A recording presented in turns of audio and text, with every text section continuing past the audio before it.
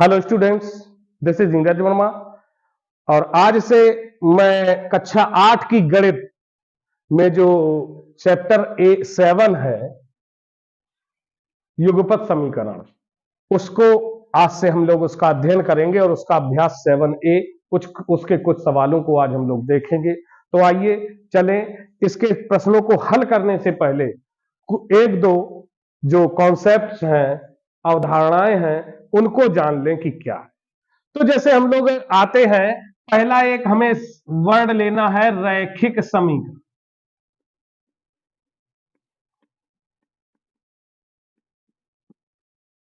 और इसको लेने से पहले अगर हम लोग और सही से आए तो हम कहें समीकरण, ये हम कक्षा 7 में पढ़ चुके हैं, तो ये कक्षा 7 से मिलेगा कि समीकरण क्या होता है और उसके बाद हम बात करेंगे रैखिक समीकरण।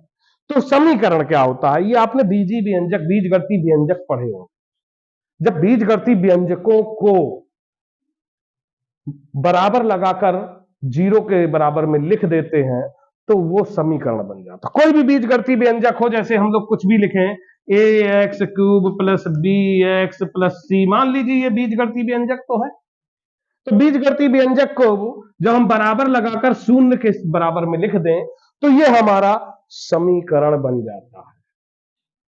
इसी को हम लोग समीकरण कहते हैं। तो किसी भी प्रकार का हो सकता है, ये समीकरण है। अब समीकरण की बात करें तो समीकरण एक ये हुआ, और इसके बाद दूसरा भी दूसरे तरीके का लिख सकते हैं, ax + by + c = 0।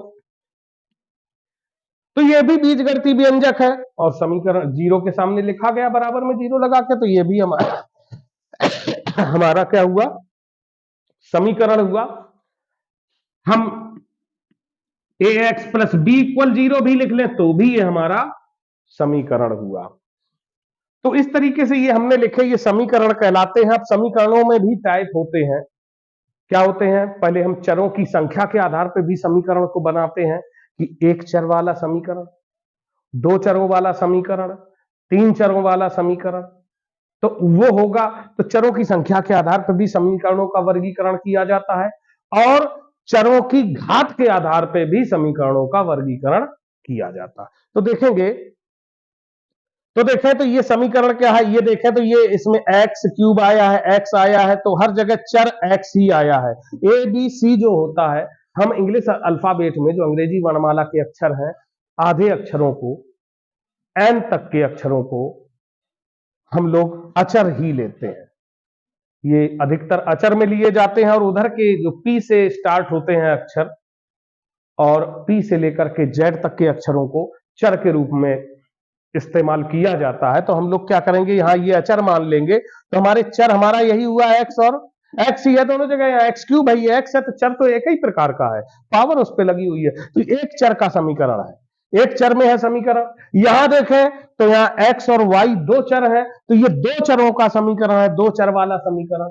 और ये देखें तो ये भी एक चर वाला समीकरण है।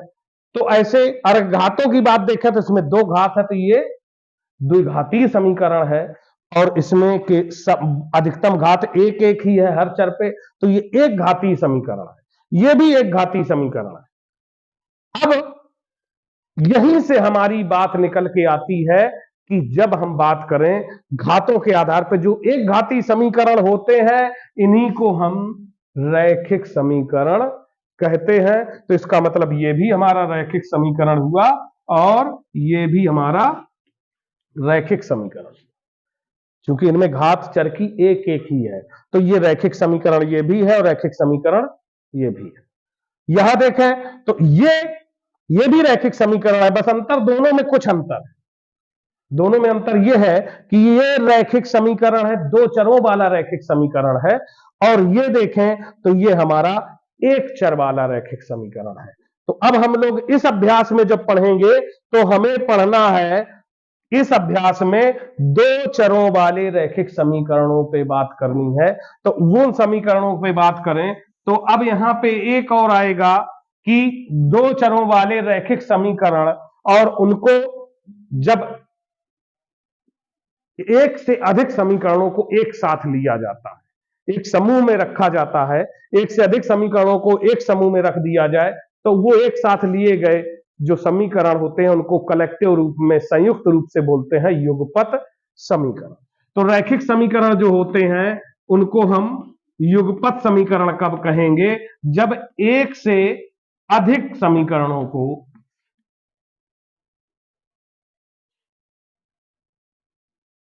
एक समूह में लिया जाए, एक साथ रखा जाए। युगपत मीन्स होता है एक साथ रहना, तो एक साथ रखे जाएं जब समीकरण, तो वो कहलाते हैं युगपत समीकरण। तो इस प्रश्नावली में, इस अध्याय में हम लोग युगपत समीकरणों पे चर्चा करेंगे और उनको जानेंगे। तो आइए कुछ एक कॉन्सेप्ट्स और देखते हैं। ये हमारा हुआ। इसके बाद इससे संबंधित प्रश्नों का प्रकार क्या रहेगा? तो इसके लिए सबसे पहले बेसिक तैयारी के अनुसार दिया गया है कि कोई समीकरण दे दिया जाए 3x + y + 7 = 0। मान लो ये एक समीकरण दिया है, तो आप ये जानते हैं समीकरण में एक चीज और होती है कि बराबर जो होता है ये हमारा बीच का कार्य करता है, ये मीडिएटर है, बीच में है, और इसके बराबर ये और ये दोनों पक्ष होते हैं। ये कहलाएगा बायां पक्ष और ये कहलाएगा दायां पक्ष। इसको हम कहते हैं बायां पक्ष। तो ये बायां पक्ष होता है और इधर बराबर के इस तरफ जो होता है उसको कहते हैं दायां पक्ष। और इंग्लिश में बोले तो इसको बोलते हैं लेफ्ट हैंड साइड। इसको हम लोग कहते हैं लेफ्ट हैंड साइड, और इस वाले को कहते हैं, चूंकि दाया दाया होता है राइट माने, तो इसको बोलते हैं हम लोग राइट हैंड साइड। और आगे चल के हम इन दोनों को, इनको शॉर्ट फॉर्म में लें तो एल, यहां से एच ले लिया और यहां से एस ले लिया, और हमारा क्या बन गया? L H S. और इधर इससे आर लिया, हैंड से एच ले लिया, साइड से एस ले लिया, तो ये हो गया आर एच एस। तो हम इस तरीके से इनको डिनोट भी करते हैं। आगे चल के इनका यूज बहुत होगा। तो अब इसके बाद की बात अगर की जाए, तो इसके बाद अगर आप बात करेंगे तो हमें इस समीकरण का रूप परिवर्तन करना होता है। कभी कभी कुछ विधियां होंगी, कुछ तरीके होंगे जब हम, जिनमें हम न्यूमेरिकल्स को सॉल्व करेंगे तो इस समीकरण को इस रूप में न रख के रूप परिवर्तित किया जाता है। तो इसमें क्या होता है? दो तरीके से होता है। या तो हम x का मान निकाल लेते हैं y के पदों में, या y का मान निकाल लेते हैं x के पदों में। अगर हम यहां बात करें कि हम निकालना चाह रहे हैं x का मान y के पदों में, हमको चाहिए, हमें यहां क्या चाहिए? x का मान y के पदों में ज्ञात करना हो, तो हम क्या करेंगे? तो आप ये समझ लें कि जिसका मान चाहिए उसको बाएं पक्ष में रखते हैं। हमें मान चाहिए x का, तो x वाला पद जो है, x वाला पद है 3x, इसको हम इसी तरफ रखेंगे। तो हम बाएं पक्ष में ही रखेंगे, बाएं पक्ष में है तो ये रखा। और y के पदों में चाहिए तो x के पद के बाद जितने भी पद हैं उसको दूसरे पक्ष में ले जाएंगे। अर्थात ये बाएं कहां थे? बाएं पक्ष में थे, और अब हम इसको ले किस तरफ जा रहे हैं? दाएं पक्ष में। मतलब बाएं से दाएं में जा रहे हैं, तो इनके पक्ष में अंतर हो गया, बदलाव हुआ। तो इसी क्रिया को हम लोग कहते हैं पक्षांतर। इस क्रिया को क्या कहते हैं? पक्षांतर। एक पक्ष से दूसरे पक्ष में ले जाने की क्रिया को हम पक्षांतर कहते हैं। और पक्षांतर क्रिया हमेशा याद रखना कि चिन्हों का आपस में परिवर्तन होता है, प्लस का माइनस में, माइनस का प्लस में। प्लस चिन्ह है वो माइनस हो जाता है, और अगर माइनस चिन्ह है, किसी पद का माइनस चिन्ह है, तो वो प्लस हो जाता है पक्षांतर करने पे। गुणा जो होता है उसका पक्षांतर क्रिया में गुणा का भाग हो जाता है और भाग का गुणा हो जाता है। ये आपस में बदलाव होते हैं चिन्हों के, ये आपको याद रखने हैं। तो अब यहां देखें कि x के पद के बाद दूसरा पद है हमारा y, तो इस पद को हम दूसरे पक्ष में ले जाए, तो दूसरे पक्ष में ले जाना है तो इसका मतलब यहां बराबर लगाना पड़ेगा। अब दूसरे पक्ष में जब ले जा रहे थे, जीरो है तो जीरो लिखने की जरूरत नहीं रहेगी, छोड़ देते हैं। तो क्या होगा? y, ये पद y का पद है किसमें? धनात्मक है, उस तरफ पक्षांतर करेंगे तो ऋणात्मक हो जाएगा, माइनस में चला जाएगा। जैसा कि हमने अभी देखा, प्लस है तो माइनस हो जाएगा, तो प्लस का माइनस हो गया। अब दूसरा पद ये बचा है अचर वाला 7, इसके साथ कोई चर, जिस पद के साथ कोई चर नहीं अर्थात वो अचर होगा। तो ये अचर पद है, और ये 7 है वो भी कई का है, प्लस का है। जब इसका पक्षांतर करेंगे तो ये इस चिन्ह इसका भी बदलेगा और ये माइनस का हो जाएगा। अब देखेंगे कि हम जिसका मान निकालना होता है वो सिंगल रहना चाहिए, उसके साथ कुछ भी मिंगल नहीं होना। मतलब मिंगल का मतलब इसके साथ कुछ भी साथ में ना रहे। तो यहां देखेंगे इसके पद में, जब पिछले वीडियोज में हमने क्लास 6 में बताया था कि जब किसी अचर और चर के बीच में कोई चिन्ह ना हो तो उसके बीच में चिन्ह गुणा माना जाता है। इसका मतलब ये गुणा में है, इस पद में ये 3 का ही में गुणा में है। अब इसका हम अगर पक्षांतर करें तो अभी बताया तो गुणा का किस में जाता है, भाग में। इसका मतलब ये भाग में चला जाएगा, तो हमारा बचा यहाँ x, और यहां लेके जाए तो इसको ऊपर लिखेंगे y माइनस 7, और इनके भाग में जाएगा तो बटे की लाइन लगाएंगे और यहाँ 3 लिख देंगे, और इस तरीके से हमारा x का मान y के पदों में आ जाता है। तो ये हमारे बन गया x का मान y के पदों में आ गया। यहां पे अब चरों का थोड़ा सा रूप परिवर्तन हो गया, इनके नाम यहां पर कुछ बन जाते हैं, वो भी हम लोग अभी जान लेते हैं। कि देखेंगे कि एक का मान दूसरे पर आश्रित हो गया है। हम यहां मान डायरेक्ट रख के तुरंत कैलकुलेशन से आंसर लाएं, अब कोई पक्षांतर की क्रिया ना करनी पड़े, सीधे डायरेक्ट आंसर आ जाए कैलकुलेशन करके। तो ऐसा कौन सा चर है जिसका मान रखने से पक्षांतर की क्रिया नहीं करनी पड़ेगी और तुरंत मान आ जाएगा। तो देख रहे हैं कि अगर y की वैल्यू यहां रख देते तो इनमें कैलकुलेशन होगा, अब कैलकुलेशन होके ये पूरा कैलकुलेशन होके x की वैल्यू आ जाएगी। इसका मतलब हम y का मान रखने के लिए स्वतंत्र हैं। तो इस उसमें स्वतंत्र चर जो हुआ, इस समीकरण में जो स्वतंत्र चर हुआ वो y है। स्वतंत्र चर इसमें है y, और आश्रित चर जिसको परतंत्र कह सकते हैं या आश्रित चर, चूंकि ये y पर आश्रित है, y का जिस तरीके से मान रखेंगे x का मान उसी तरीके का आएगा, तो इसमें आश्रित चर हो गया x। और इस तरीके से इस टाइप का न्यूमेरिकल हल हो सकता है। अभी इसी न्यूमेरिकल को अगर हम ये कहते कि y का मान x के पदों में ज्ञात कीजिए, y का मान x के पदों में ज्ञात करना है, तो जैसा कि आप अभी समझे थे कि जिसका मान ज्ञात करना होता है उसको हम पकड़ के बाएं साइड में ही रखते हैं, उस पद को, उस चर वाले पद को, पूरे पद को बाएं साइड में रखते हैं और अन्य पदों को पक्षांतर करके दाएं साइड में ले जाते हैं। तो यहां से क्या करेंगे, y का मान चाहिए तो y का पद ये है प्लस y, और अकेला लिखना है तो प्लस लगाने की जरूरत रहती नहीं है, तो y हमने लिख लिया और बराबर लगा दिया। अब देखेंगे x का पद ये है, x वाला पद ये है, और इस पद का चिन्ह आगे प्लस होगा। इस पद को उठा के पक्षांतर करें तो ये जाएगा, चिन्ह बदलेगा प्लस का -3x।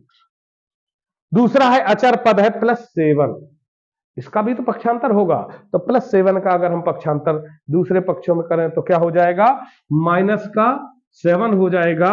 और कहा गया था जिस चर का मान हमें निकालना होता है उसको हमें अकेला करना होता है, तो यहाँ y पहले से ही अकेला है तो आगे कुछ करने की जरूरत यहाँ नहीं है। तो यह आ गया y का मान x के पदों में हो गया। अब यहां आप देखें कि ऐसा कौन सा चर है जिसका मान रखने पर और कैलकुलेशन करने पर तुरंत दूसरे चर का मान आ जाए, पक्षांतर की क्रिया ना करनी पड़े। तो आप देख रहे होंगे कि यहां x है, अगर x का मान हम लोग रख देते हैं तो y का मान आ जाएगा। इसका मतलब x का मान हम रखने के लिए स्वतंत्र हैं, इसलिए स्वतंत्र चर इसमें जो होगा वो होगा x, स्वतंत्र चर x होगा और आश्रित चर y होगा। तो इस तरीके से कुछ कॉन्सेप्ट्स और कुछ बातें हमने इस अभ्यास को शुरू करने से पहले जानी। अब आइए चलें इसके कुछ प्रश्नों को देखेंगे। इस अभ्यास का पहला प्रश्न कह रहा है कि x के मान y के पदों में लिखिए। यहां कहे गए हैं x के मान y के पदों में लिखिए, और ये 3 खंड इसमें दिए। अभी हम लोगों ने इस पे बहुत अच्छे से चर्चा भी की थी, तो देखते हैं पहला प्रश्न क्या कह रहा है। पहला खंड जो है, पहला खंड है हमारा x माइनस वाई इक्वल 4 और कहा है x का मान चाहिए हमें y के पदों में। तो हम क्या करेंगे, यहां पे ध्यान रखना है कि x का मान y के पदों में, यही तो हम काम कर रहे हैं। तो x का मान y के पदों में यहां लिखें, लिखने पर तो क्या करेंगे कि हमें x वाला पद यहीं रखना है, तो x का पद हमने यहां रोक के रखा, बाकी पदों को दूसरे पक्ष में पक्षांतर किया, तो बराबर लगा देंगे। और जब दूसरे पक्ष में जा रहे हैं तो आपको पता है कि अगर दूसरे के घर जाएंगे तो वहां के लोग जो हैं वो तो पहले से विराजमान है, तो आप पीछे वहीं पहुंचेंगे। जो पहले से रुके हुए हैं तो उनको पहले रखना है। अर्थात x का जब पक्षांतर करेंगे तो दाएं साइड में 4 पहले से था, अब y वाला पद जो है ये उधर पक्षांतर होके जाएगा, दूसरे पक्ष में ले जाएंगे। तो ये का है यहां पर, ये ऋणात्मक है, तो इसका पक्षांतर करेंगे तो हो जाएगा धनात्मक, मतलब प्लस y हो जाएगा। और x जिसका मान निकालना होता है तो उसकी बात कही थी कि उसको हमें अकेला रखना होता, तो यहां अकेला है ही, पहले से ही अकेला है, तो क्या कहेंगे, तो ये हो गया क्या हमारा, यही आंसर हो गया अभीष्ट समीकरण x का मान y के पदों में है। ये हम लिख सकते हैं, अभीष्ट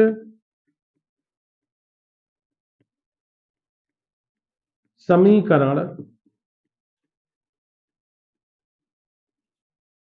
हमारा हल है, लिख दें, कुछ भी लिख सकते हैं, हमारा हल है,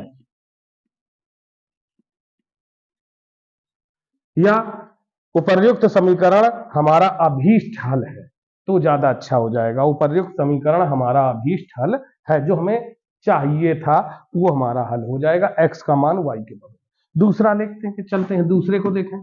तो दूसरे की बात करें तो यहां क्या है, 2x प्लस 4y इक्वल 6 ये लिखा है, और हमको करना है x का मान y के पदों में। यही तो है, चर हमें जो है, चर x का मान चर y के पदों में लिखना है। तो जैसा कि आप अब तक तो सीख चुके हैं कि जिसका मान हमें रखना है उसको हमें लेफ्ट साइड में बाईं ओर रखना है उसके पद को। तो x का मान y के पदों में लिखना है, तो x का पद जो है यह है 2x, x का पद 2x है, उसको हमें इसी तरफ लिख लेना है बाएं तरफ, और बराबर लगा के अगर दाएं पक्ष में कोई है पहले से तो उसको वहां लिख देते हैं, और इसके बाद बाएं पक्ष से जिसका पक्षांतर करना है जिस पद का, उसको पक्षांतर कर देते हैं। तो हमें पद किसका पक्षांतर करना है, 4y का करना है, ये पद हमें पक्षांतर में ले जाना है। और एक देख रहे हैं कि इस धनात्मक है यहां पद, तो दूसरे पक्ष में जाएगा तो ऋणात्मक हो जाएगा और ये 4y हो जाएगा। लेकिन अभी हम लोगों का उत्तर नहीं आया है, क्योंकि ये हम लोग जानते हैं कि जिसका मान निकालना होता है उसको अकेला करना रखता है। तो अकेला करने के लिए मतलब यहां देख रहे हैं कि ये इनके बीच में कोई चिन्ह नहीं, तो बताया गया है कि यहाँ गुणा होता है, तो इसको पक्षांतर अगर करें तो ये भाग में चला जाएगा, तो ये हो जाएगा x इक्वल 6 माइनस 4y, और पूरे के अपान में ये 2 चला जाएगा, चूंकि पूरे पद में भाग में जाएगा। तो इस तरीके से ये जो समीकरण है, अब लिख सकते हैं उपर्युक्त, अतः उपर्युक्त समीकरण हमारा अभीष्ट हल है।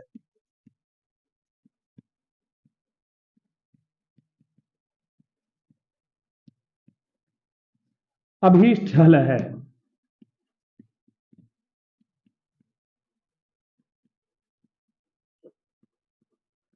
ये हमारा दूसरा खंड हल हो जाता है। अब बात हम लोग करें तीसरे खंड की, तो तीसरा खंड भी देख लेते हैं। तीसरा खंड हमारा है,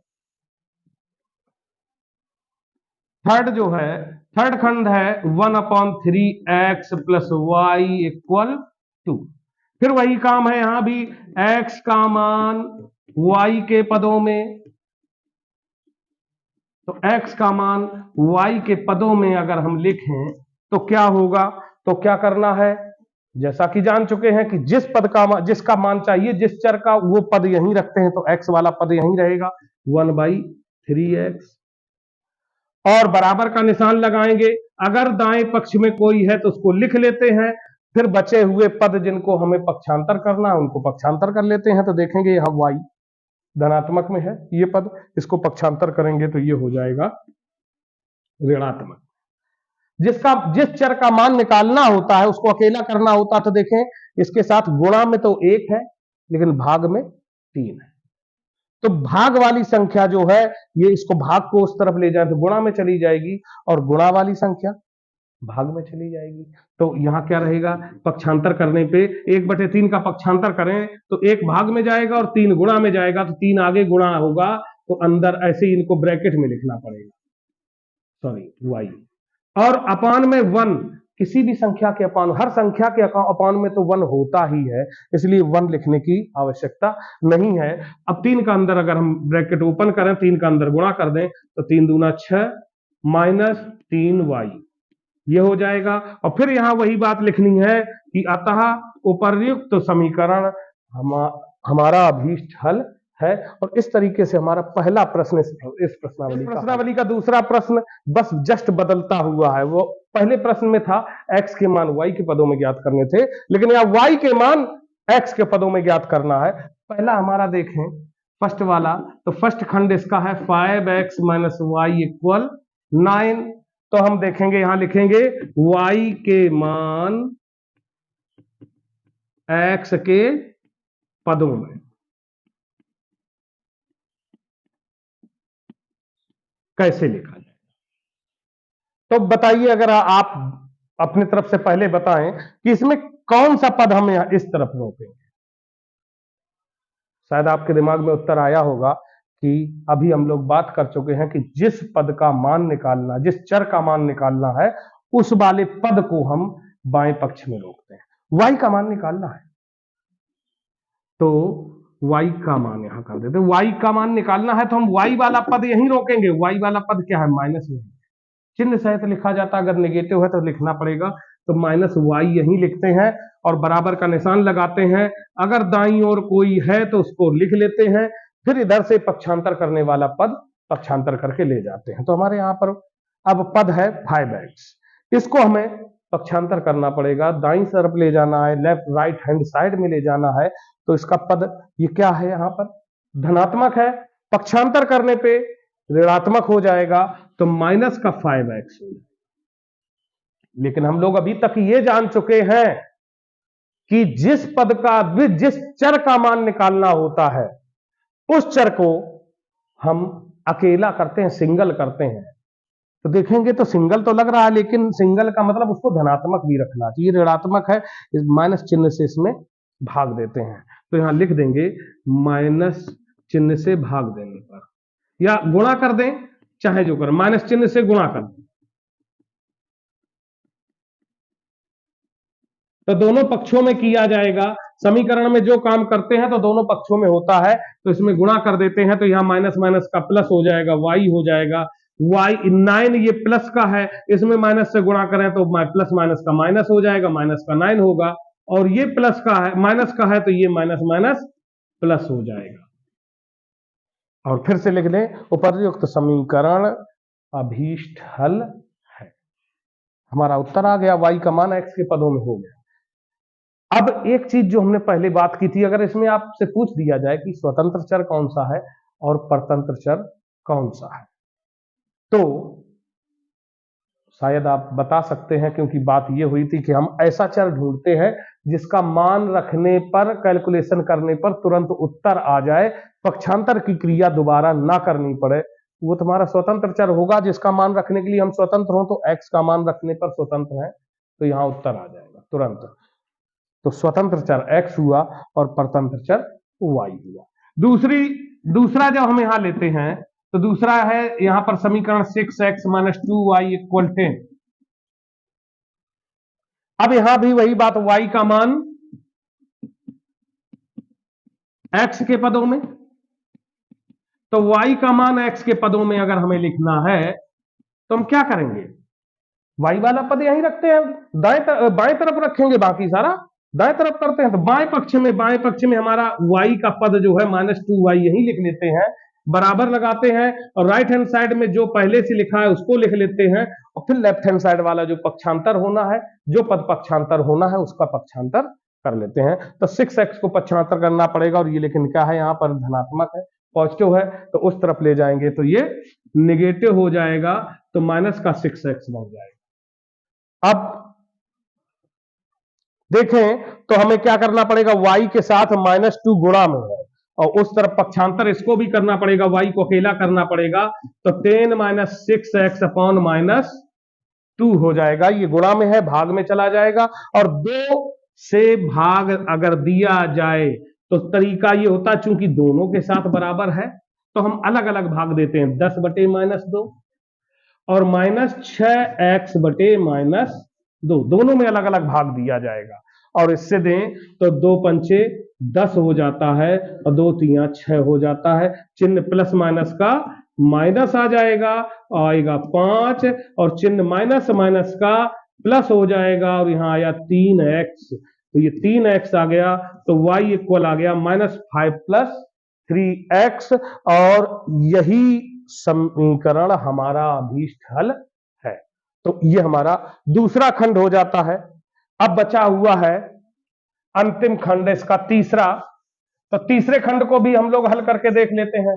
तो तीसरा खंड क्या कह रहा है, तीसरा खंड भी एक समीकरण ही है, और उसमें हमें क्या करना है, y का मान x के पदों में ज्ञात करना है। तो लिखेंगे y का मान x के पदों में रखने पर, x के पदों में रखें तो x के पदों में करना है, किसका चाहिए मान, y का, तो y वाला पद बाएं साइड, y वाला पद है ये +1/2y, लेकिन प्लस शुरुआत में नहीं लगाते हैं तो इसलिए 1/2y लिख लेते हैं। क्योंकि अब ये सोचें कि सर माइनस तो लगा लेते, प्लस क्यों नहीं लगाते हैं, तो आप समझें कि अगर आगे कोई चिन्ह नहीं होता है तो उसको हमेशा धनात्मक ही समझा जाता है, इसलिए धनात्मक रहेगा। और बराबर लगाएं, दाएं पक्ष का 4 लिख लेते हैं जो दाएं में है। अब इसके बाद जो पक्षांतर करने वाला पद है वो है 2x, तो इसको दूसरी दाईं ओर पक्षांतर करेंगे तो यहाँ प्लस का है तो उधर जाएगा माइनस का 2x हो जाएगा। अब देखेंगे कि जिस पद का मान, जिस चर का मान निकालना होता है उसको अकेला करना होता है।